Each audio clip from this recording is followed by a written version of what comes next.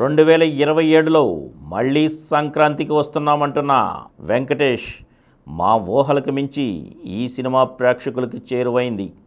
5-10 ఏళ్లుగా థియేటర్కి వెళ్ళని వాళ్ళు కూడా ఈ సినిమా కోసం వెళ్ళారు. ఈ విజయం కళ నిజమా అనేది కూడా అర్థం కావడం లేదన్నారు వెంకటేష్. ఆయన కథానాయకుడిగా అనిల్ రావిపూడి దర్శకత్వంలో తెరకెక్కిన చిత్రం సంక్రాంతికి వస్తున్నాం. ఐశ్వర్య రాజేష్, మీనాక్షి చౌదరి కథానాయకులు. శ్రీ వెంకటేశ్వర క్రియేషన్స్ పతాకంపై శిరీష్ నిర్మించారు. దిల్ రాజు సమర్పకులు.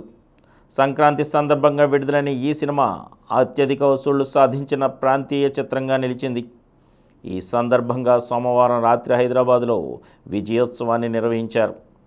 ప్రముఖ దర్శకులు కె రాఘవేంద్రరావు, వంశీ పైడిపల్లి, హరీష్ శంకర్, వశిష్ఠ ముఖ్య అతిథులుగా హాజరై నటులు, సాంకేతిక బృందం, పంపిణీదారులు, ప్రదర్శనకారులకి జ్ఞాపికలు అందజేశారు.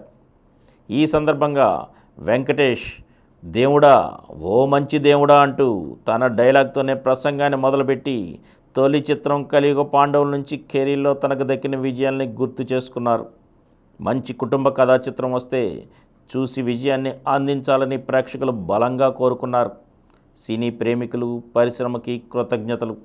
మా గురువు కె రాఘవేంద్రరావు కొన్నేళ్లుగా ఓ మంచి కుటుంబ కథ చేస్తే తప్పకుండా చిత్రం విజయవంతం అవుతుందని చెబుతుండేవారు.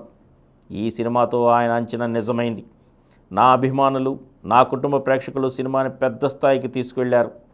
మూతపడిన థియేటర్లను కూడా కళకళలాడించింది ఈ చిత్రం. దర్శకుడు అనిల్, తోటి నటులు, సాంకేతిక బృందం అద్భుతమైన పనితీరును కనబరిచింది. 2027లో మళ్ళీ సంక్రాంతికి వస్తాం. రికార్డులు కొట్టడానికి కాదు, ప్రేక్షకులకి వినోదం పంచడమే నాకు ముఖ్యమని అన్నారు.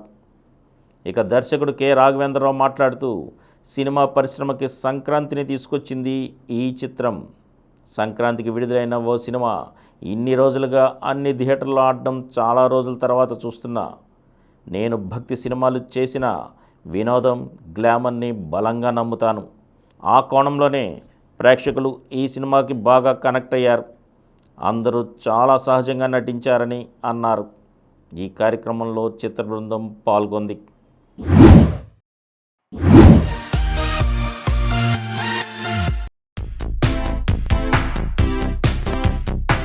ఈ కార్యక్రమం మీకు ఎంతో నచ్చింది కదా.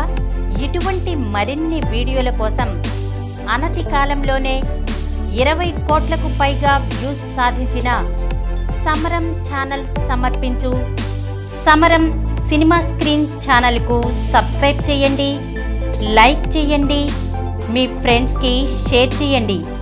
అలాగే ప్రక్కనున్న గంట సింబల్ని ప్రెస్ చేయడం మర్చిపోకండి.